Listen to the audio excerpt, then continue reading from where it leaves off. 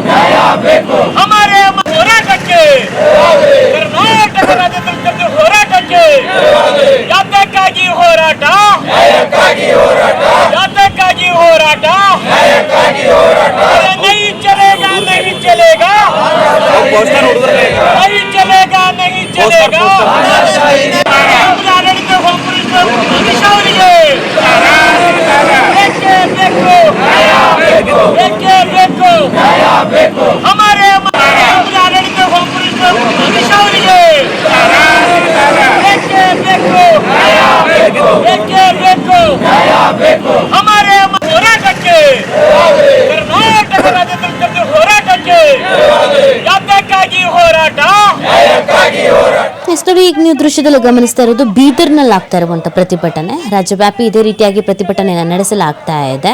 So ಇನ್ನೊಂದು ಕಡೆಯಲ್ಲಿ ಈ ಬಿಜೆಪಿಗೆ ವಿರುದ್ಧವಾಗಿ ಕಾಂಗ್ರೆಸ್ ಮಾಡ್ತಾ ಇದ್ರೆ, ಕಾಂಗ್ರೆಸ್ಗೆ ಕೌಂಟರ್ ಕೊಡ್ಕೊಂಡು ಬಿಜೆಪಿಯವರು ಕೂಡ ಪ್ರತಿಭಟನೆಯನ್ನು ಮಾಡ್ತಾ ಇದ್ದಾರೆ. ಕಾಂಗ್ರೆಸ್ನವರು ಬೇಕಂತ ದಾರಿ ತಪ್ಪಿಸೋ ಕೆಲಸ ಮಾಡ್ತಾ ಇದ್ದಾರೆ ಅಂತ ಈವನ್ ಬಿಜೆಪಿಯವರು ಕೂಡ ಪ್ರತಿಭಟನೆಯನ್ನು ಮಾಡ್ತಾ ಇರೋದು. ಸೊ ಹಾಗಾಗಿ ರಾಜ್ಯದಾದ್ಯಂತ ಎರಡೂ ಕಡೆಯಿಂದಲೂ ಪ್ರತಿಭಟನೆ ಹೋರಾಟ ಅನ್ನೋದು ನಡೀತಾ ಇದೆ. ಇದೀಗ ದಲಿತ ಸಂಘರ್ಷ ಸಮಿತಿಯಿಂದ ಬೀದರ್ನಲ್ಲಿ ಈ ಒಂದು ಪ್ರತಿಭಟನೆಯನ್ನು ಹಮ್ಮಿಕೊಳ್ಳಲಾಗಿತ್ತು. ಪ್ರತಿಭಟನೆಯಲ್ಲಿ ನೂರಾರು ಸಂಘಟನಾ ಸದಸ್ಯರು ಕೂಡ ಭಾಗಿಯಾಗಿದ್ದರು.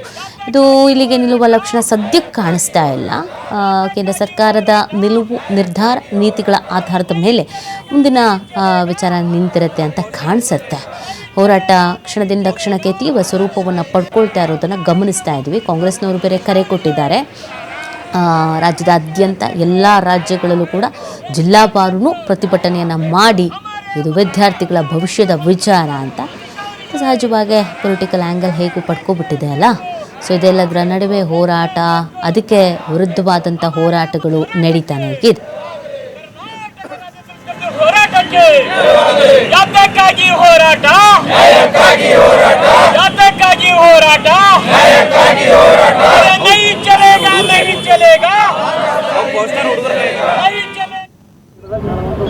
ಮಕ್ಕಳ ಭವಿಷ್ಯ ಜೊತೆಯಲ್ಲಿ ಏನು ಚೆಲ್ಲಾಟ ಮಾಡ್ತಾ ಇದೆ ಇವತ್ತು ಕೇಂದ್ರ ಸರ್ಕಾರ.